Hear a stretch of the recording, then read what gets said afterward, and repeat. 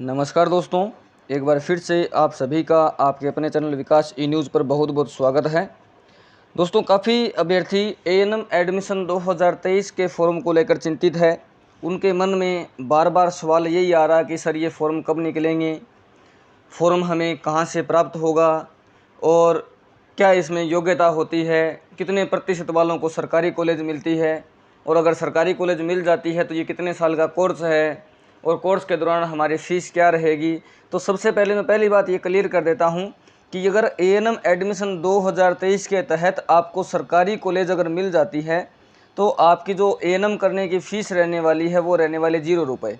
तो ये बात तो आपको समझ में आ गई होगी कि एएनएम एडमिशन फॉर्म के दौरान यदि आपको गवर्नमेंट कॉलेज अलॉट हो जाती है तो आपकी फ़ीस नहीं लगेगी 1 रुपया भी, और आपकी फ़ीस जो है वो एकदम 0 रुपये रहेगी। ये बात आपको समझ में आ गई होगी। अगर कोर्स के ड्यूरेशन की मैं बात करूँ, कोर्स के समय की बात करूँ, तो ये 2 वर्ष का कोर्स होता है एएनएम का। 2 वर्ष का कोर्स होता है। इसमें आपकी 18 महीने पढ़ाई होती है, प्लस में 6 महीने इंटर्नशिप होती है। इंटर्नशिप के दौरान आपको प्राइवेट हॉस्पिटल वगैरह में ड्यूटी लगा करके काम सिखाया जाता है, ये इंटर्नशिप होती है। तो ये जो है इस प्रकार से 2 वर्ष यानी कि 24 महीने का ये कोर्स होता है। आगे की बातें इस वीडियो में जानें उससे पहले यदि आप चैनल पर पहली बार आए हैं, वीडियो पहली बार देख रहे हैं और एएनएम के बारे में आपको यदि बिल्कुल भी नॉलेज नहीं है लेकिन आपका सपना है कि आप एएनएम करें, तो आप चैनल को पहले सब्सक्राइब कर दीजिए, बेल आइकन को प्रेस कर दीजिए और वीडियो को लाइक कर दीजिए, क्योंकि इस एक वीडियो को देखने के बाद आपके सारे के सारे डाउट जितने भी आपके मन में हैं वो बिना कमेंट किए, बिना कुछ बात पूछे सारे डाउट आपके क्लियर हो जाएंगे। प्राइवेट एएनएम बेटर रहता है या गवर्नमेंट एएनएम बेटर रहता है, ये भी आपके मन में कहीं ना कहीं सवाल आता होगा। तो इस बारे में भी हम इस वीडियो के अंत में बात करेंगे। इसके अलावा पूरे यूट्यूब पर किसी ने व्हाट्सअप नंबर नहीं दे रखे, लेकिन विकास ई न्यूज़ ने व्हाट्सअप नंबर जनरेट कर रखे हैं। वो इसी वजह से कर रखे हैं ताकि वीडियो देखने के बाद यदि कोई आपका डाउट रह जाता है, उसके बाद यदि आप कमेंट बॉक्स में पूछ लेते हैं और वहाँ पर आपको काफ़ी समय तक रिप्लाई नहीं मिलता, तो आप व्हाट्सअप पर भी जो है मैसेज करके बात पूछ सकते हैं। लेकिन व्हाट्सअप पर भी रिप्लाई थोड़ा सा आपको लेट मिलेगा, क्योंकि मैसेज की संख्या काफ़ी ज़्यादा होती है और जैसे ही आपका मैसेज सीन होता है उसके तुरंत बाद आपको रिप्लाई दे दिया जाता है। और काफ़ी कैंडिडेट से मैं बार बार यही बोलता हूँ कि आप जब व्हाट्सअप पर मैसेज करें तो हाय हेलो करके, यदि आपको करना है तो करने के बाद हाय हेलो लिखने के बाद तुरंत अपना जो मैसेज आपको पूछना है वो एक साथ लिख दिया करें। कुछ कैंडिडेट्स ऐसे होते हैं जो हाई लिख देते हैं, जब बाद में उनको 3 दिन या 2 दिन के बाद रिप्लाई मिलता है तो बाद में वो आप अपनी बात पूछते हैं, तो आपको फिर आगे 1-2 दिन का समय लगेगा। तो बार बार रिप्लाई देना पॉसिबल नहीं हो पाता है। इस वजह से आप एक बार में अपना जो है सवाल पूरा लिख कर रखें, ताकि एक बार में आपको उस पूरी बात का जवाब एक साथ दे दिया जाए। अब चलते हैं सीधा एएनएम एडमिशन 2023 के बारे में। कंप्लीट बात आपको मैं बता देता हूँ, पूरी प्रोसेस आपको मैं समझा देता हूँ। योग्यता की यदि मैं बात करूं तो आपके यदि हाथ में 12वीं क्लास की मार्कशीट है तो आप जो है एएनएम एडमिशन 2023 में प्रवेश ले सकते हो, फॉर्म अप्लाई कर सकते हो। मतलब कहने का यही है कि आप 12वीं पास होने चाहिए।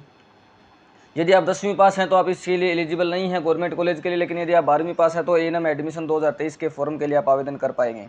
इसमें जो चयन होता है वो प्रतिशत के आधार पर होता है, किसी प्रकार का कोई एग्जाम नहीं होता है। और जिस स्टेट की मैं बात करने वाला हूँ ये राजस्थान स्टेट का कोर्स है। जी हाँ, राजस्थान राज्य का यह कोर्स है। प्रतिशत के आधार पर आपका चयन होता है। किसी प्रकार की कोई जो काफ़ी यूनिवर्सिटी में या काफ़ी जगह पर प्रवेश परीक्षा के द्वारा एडमिशन लिया जाता है, तो यहाँ पर आपका 12वीं का जो प्रतिशत होते हैं 12वीं क्लास के, उस 12वीं के प्रतिशत के आधार पर ही आपको कॉलेज मिलनी है, उसी के आधार पर आपका चयन होना है। और ये भी बात करेंगे कि 12वीं में कितने प्रतिशत होने चाहिए ताकि आपके सरकारी कॉलेज मिलने के चांसेज हैं वो बढ़ जाएँ। अब एएनएम एडमिशन कोर्स को कौन कर सकता है? यदि आपने 12वीं क्लास आर्ट से किया है, साइंस से किया है या फिर कॉमर्स से किया है, तो आप जो है वो एएनएम एडमिशन 2023 में भाग ले सकते हो। कहने का मतलब ये है कि आपकी कम से कम 12वीं क्लास होनी चाहिए, चाहे आपने किसी भी स्ट्रीम से किया हो, ये कोई भी मैटर नहीं करता कि आपने किस स्ट्रीम से किया है। आप एएनएम एडमिशन 2023, यदि आप एएनएम में रुचि रखते हैं तो एएनएम एडमिशन 2023 के लिए आप आवेदन कर पाएंगे। फॉर्म के भी बारे में बातचीत करेंगे कि फॉर्म कब स्टार्ट होने वाले हैं, कहाँ से आपको फॉर्म मिलेगा। आप थोड़ा सा धैर्य रखिए ताकि मैं अपनी कंप्लीट बात जो है आपको समझा सकूँ।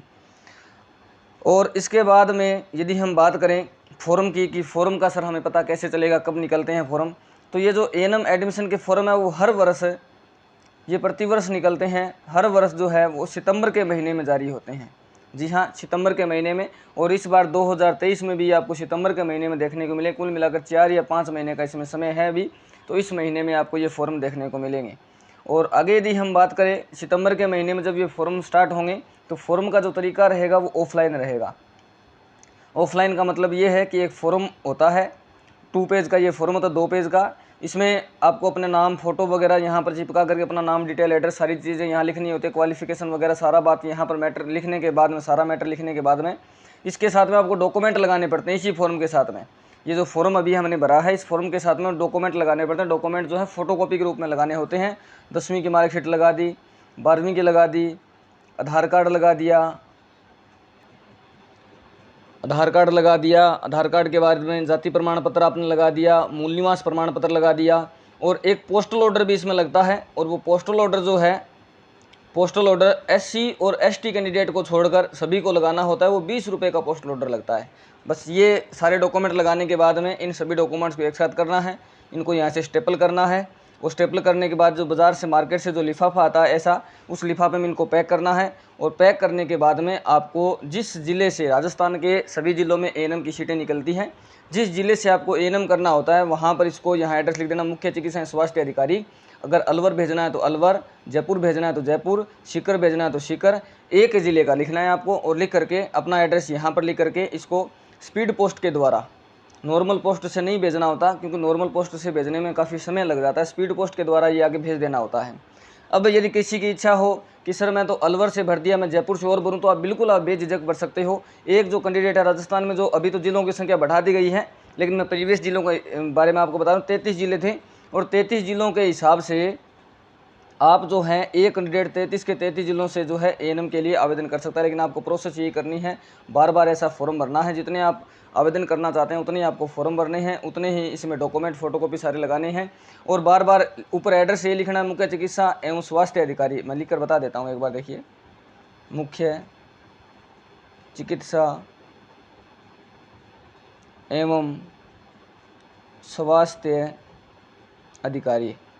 इस प्रकार से आपको एड्रेस लिख करके आगे जिस जिले में आपको भेजना है, कोमा लगाकर जिस जिले में आपको भेजना है वो जिले का नाम लिख देना, चूरू, या फिर आपको अगर जयपुर में भेजना है तो जयपुर, अगर दौसा में भेजना है तो दौसा। इस प्रकार से आपको जो है वो एड्रेस ही बदलना होता है, ये जो जिले का नाम है वही बदलना होता है। बाकी आपको सेम टू सेम रखना है। जितने जिलों से आप आवेदन करना चाहते हैं उतने जिलों में आपको ये फॉर्म भेजना होता है। उम्मीद करता हूँ इतनी जानकारी आपको समझ में आ गई होगी। अब जब 12वीं में इसमें प्रतिशत के आधार पर आपका चयन होता है, तो 12वीं क्लास में यदि आपके लगभग, मान के चलिए चाहे आप किसी भी कैटेगरी से हो, एससी, जनरल, ओबीसी, ईडब्ल्यूएस, यदि लगभग 80% के आसपास आपके नंबर हैं, पिछले 2 सालों से कट ऑफ जो है वो काफ़ी ज़्यादा हाई जा रही है। कुछ जिलों में तो 96% तक जा रही है, कुछ जिलों में 90% तक जा रही है। लेकिन इस बार जो है ऐसा नहीं होगा। यदि आपके 12वीं क्लास में 80% तक आपके नंबर हैं, तो आप ऐसा मान सकते हो कि आपको गवर्नमेंट कॉलेज जो है अलॉट हो जाएगी। एएनएम के बाद में क्या होता है, आपके पास नर्सिंग का डिप्लोमा मिल जाता है। आप जो है जब एएनएम की वैकेंसी निकलेंगी सरकारी हॉस्पिटल के लिए, तो आप उसमें आवेदन कर पाओगे। कुछ वैकेंसी ऐसी होती है जो एग्ज़ाम के पैटर्न के आधार पर होती है, एग्ज़ाम होने के बाद में आपका चयन होता है। लेकिन कुछ ऐसी होती है जो आपका एएनएम का प्रतिशत होता है, उस प्रतिशत के आधार पर आपको डायरेक्ट जो है वो चयन कर लिया जाता है आपका, और आपको परमानेंट बाद में कर दिया जाता है। कुछ वैकेंसी ऐसी भी होती हैं। तो इस प्रकार से एएनएम कोर्स के बारे में मैंने आपको जानकारी बताई है। यदि कोई डाउट आपके मन में है तो आप जो है कमेंट बॉक्स में बेझिझक पूछ सकते हो। जैसे ही समय मिलेगा आपको तुरंत रिप्लाई कर दिया जाएगा। इस वीडियो को यहीं पर समाप्त करते हैं। मिलते हैं नई वीडियो में नई अपडेट के साथ। बहुत बहुत धन्यवाद दोस्तों। जय हिंद, जय भारत।